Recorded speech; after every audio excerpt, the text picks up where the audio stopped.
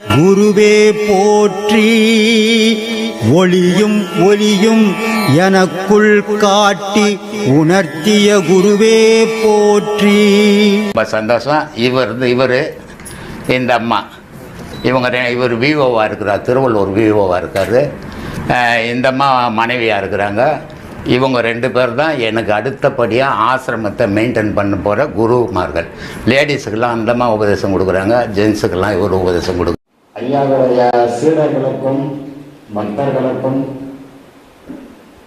பிரம்மசூத்திர குழுவின் சார்பாகவும் உங்கள் அனைவரின் சார்பாகவும் ஆத்மா வணக்கத்தை தெரிவித்துக் கொள்கிறோம்.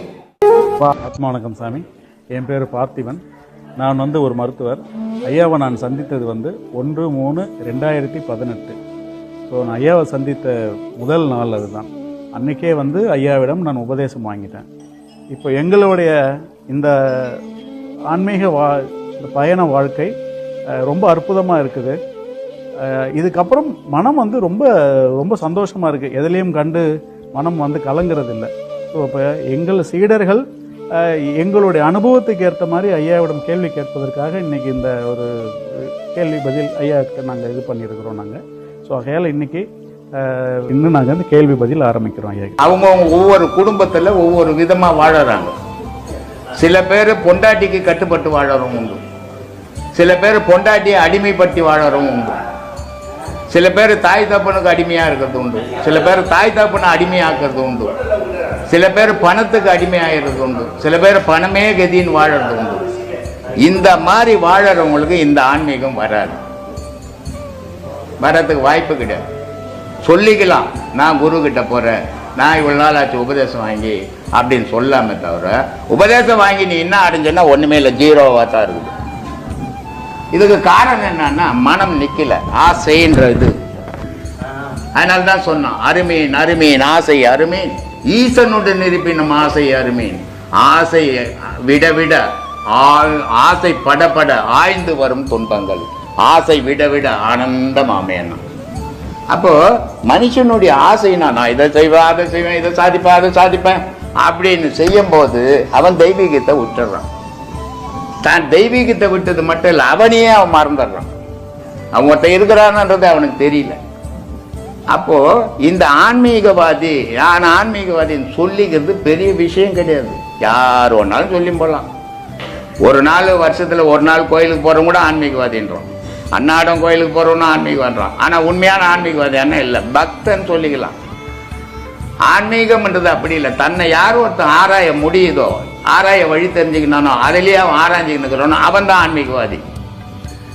அந்த வழியெல்லாம் தெரிஞ்சுக்கணும், நான் அதில் போகவே இல்லாதவன்லாம் ஆன்மீகவாதி ஆக முடியாது. ஆன்மீகவாதின்னு சொல்லிக்கூடாது, ஆனால் சொல்லிக்கிறாங்க. கட்டுப்பாடு இழந்துட்டா சொல்லுவாங்க, அவங்க வாயிலே சொல்லுவாங்க. கட்டுப்பாட்டை இழந்தவங்க என்ன சொல்லுவாங்கன்னா, ஏய் சும்மா என்ன டென்ஷன் பண்ணாத, எனக்கு கோவம் வந்துடுச்சுன்னா அப்புறமா நான் மனுஷனாக இருக்க மாட்டேன்னு அவனே சொல்லுவான். அதை அப்போ என்ன அர்த்தம்னா கட்டுப்பாட்டை இழந்துடுறான்னு அர்த்தம். தீ அவனுக்கும் மேலே பிரகாசமாக எரிய ஆரம்பிச்சிச்சுன்னு அர்த்தம். அப்போ என்ன பண்ணணும்னா இந்த தீயை நம்ம கட்டுப்பாட்டுக்குள்ளே வச்சுக்கணும். அது யோகத்தீ, கோபத்தீ, காமத்தீ, இப்படி பல தீ நம்ம உடலுக்குள்ளே இருக்குது. அப்போ எந்த தீ வேணும், எதை அதிகரிக்கணும், எதை குறைக்கணும். விளக்கேற்றி வைக்கிறோம், விளக்கில் எந்த விளக்கு திரியை தூண்டி விட்டு நல்லா பிரகாசமாக எரியணும். ஒரு சில விளக்கு இப்போ பூஜை ரூமில் சாமிக்கு வைக்கிற விளக்கு கொஞ்சம் தீ குறைச்சி வைப்பாங்க, லேசாக எரிஞ்சா போதும். அதே கொஞ்சம் வெளிச்சம் வேணும், ஒரு அறையில் ஒரு தீபம் வைக்கும்போது கொஞ்சம் நல்லா தூண்டி விட்டு பிரகாசமாக வைப்பாங்க. இது மாதிரி எந்த தீயை எப்போ எப்படி வச்சுக்கணும் அப்படின்ற புரிதல் நமக்கு வரணும். அப்போ இவ்வளோ தீக்கள் நம்ம உடலுக்குள்ள இருக்கேன்னா தீ மட்டுமே இருக்குதா அப்படின்னா தீ எப்படி வரும்? முதல்ல இதை யோசிக்கணும். நம்ம தீ எப்படி வரும்?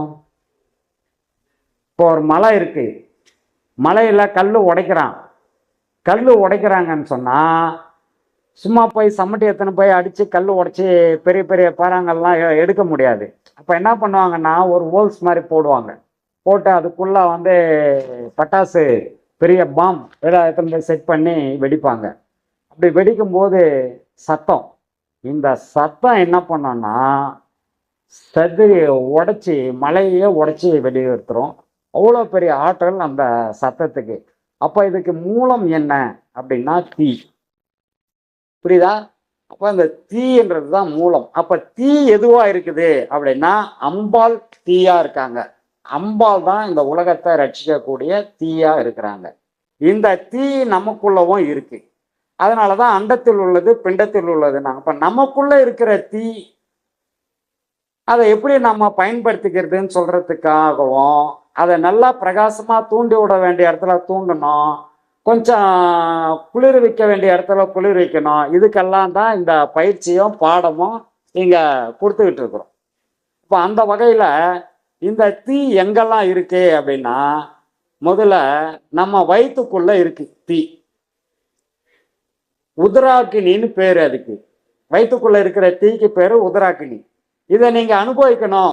அனுபவிச்சு இருப்பீங்க. நிறைய பேர் எப்படி அனுபவிச்சிருப்பீங்கன்னா, எப்பவும் காலையில 8 மணிக்கு டிஃபன் சாப்பிட்ருவோம், 12 1 மணிக்கு சாப்பாடு சாப்பிட்ருவோம், நைட்டு 8 மணிக்கு சாப்பிட்ருவோம். இது ரெகுலரா பெரும்பாலும் அதுதான் இயல்பா நடக்கிறது.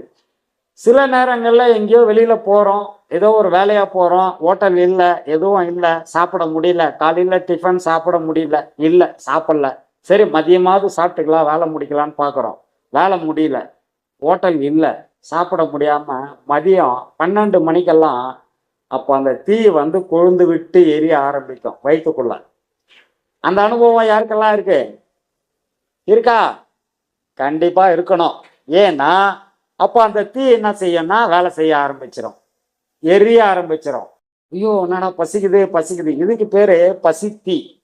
இந்த பசித்தீ என்ன பண்ணோன்னு சொன்னா, கொஞ்ச நேரத்துல உனக்கு எல்லாம் வேலையாவது எல்லாத்தையும் தூக்கி போட்டுருவேன். தூக்கி போட்டு முதல்ல ஒரு கிளாஸ் தண்ணி குடிக்கணும், 2 பிஸ்கெட்டையாவது சாப்பிடணும். சாப்பாடு கிடைக்கல பரவாயில்ல, 2 பிஸ்கெட்டு 1 கிளாஸ் தண்ணியாவது குடிச்சே ஆகணும். இல்லைன்னா இந்த பசித்தீ சும்மா விடாது. ஏன்னா அதனாலதான் அன்னதானன்றது எல்லா இடத்துலயும் போட வள்ளலாறு அதுக்காக தான் வந்து தர்மசாலையை கட்டி முதல்ல பசி ஆற்றணும் அப்படின்றதுக்காக தர்மசாலையை கட்டி அன்னதானம் போட ஆரம்பிச்சார். காரணம் என்னன்னா, இந்த பசி தீன்றது வந்துருச்சுன்னு சொன்னா வேற எதை பத்தின சிந்தனையும் இருக்காது, பத்தும் பறந்து போகும்னு சொல்லுவாங்க. இந்த பத்துன்றது என்னன்னா, நான் படிச்ச படிப்பு, நான் வகிக்கிற பதவி, நான் மினிஸ்டரு இல்லை வந்து கலெக்டரு இல்லை சிஎம் யாரோ இருக்கணும், பதவி என்ன அந்த கெத்து காட்டணும் இல்லையா, அந்த மாதிரி பதவி, படித்த படிப்பு எல்லாம் ஐஏஎஸ் ஐபிஎஸ் இப்படியெல்லாம் படிச்சிருக்கேன், அதெல்லாம் இருக்கு. அப்புறம் என்னோட பேக்ரவுண்ட் பார்த்தா பல ஆயிரம் கோடி சொத்துக்கு அதிபதி நான், எல்லாம் சரி. சாப்பாடு இல்லைன்னா என்ன ஆகும்னா, இது எதுவும் காதுக்கு வராது, மைண்டுக்கு வராது. ஒரு பிடி சோறு யாரு கொடுக்குறானோ காலை பிடிச்சிப்பேன். சாப்பாடு காமிச்சான்னா போதும், பா என்கிட்ட அது பாரு சாப்பாடு இருக்கு, நீ காலைல விழு சாப்பாடு கொடுத்துட்றேன்னா உடனே உழுந்து காலை பிடிச்சிருவான். யாரு? பல பதவிகளை வகிச்சவன், பல கோடி சொத்துக்கு அதிபதி யாரா இருந்தாலும் உடனே காலில் விழுந்துருவான். ஐயா கொடுங்க அப்படின்னு கையேந்தி சாப்பாடை வாங்கி சாப்பிட ஆரம்பிச்சிருவான். காரணம் என்னன்னா, அந்த பசி அப்படி பண்ணும். அப்போ பசி தீ, அதை நாம ஒரு கண்ட்ரோல் பண்ணி ஒரு கண்ட்ரோலுக்குள்ள வைக்கணும் இல்லையா? பசித்திய அந்த அளவுக்கு பரவ விடாம அதை ஒரு கண்ட்ரோலுக்குள்ள வைக்கணும். இப்போ இதே தீ இது வயிற்றுக்குள்ள இப்ப இருக்கிறது வந்து வயிற்றுக்குள்ள வந்து இதுக்கு பேர் வந்து உதராக்கினி அப்படின்வாங்க. இதே தீ நெருப்பு கடலுக்குள்ளேயும் இருக்கு, அதுக்கு பேரு கோமுகாக்கினின்னு பேரு. இந்த கோமுகாக்கினி உள்ள அது வந்து என்னன்னா பிடிச்சி வச்சிட்டு இருக்கு இந்த தண்ணியை, அதோட கட்டுப்பாட்டுக்குள்ள தண்ணி இருக்கு. இல்லைன்னா கொஞ்ச நிலம் வாங்க கிட்ட வாங்க, கிட்ட இருக்கு. விருப்பம் இருந்து ஏதாவது செய்யணும்னா நம்ம ஆக்சிஸ் பேங்க் அக்கௌண்ட் இருக்கு, இங்க கியூஆர் கோடு இருக்கு, அதுல உங்களால முடிஞ்சதை நீங்க செய்யலாம்.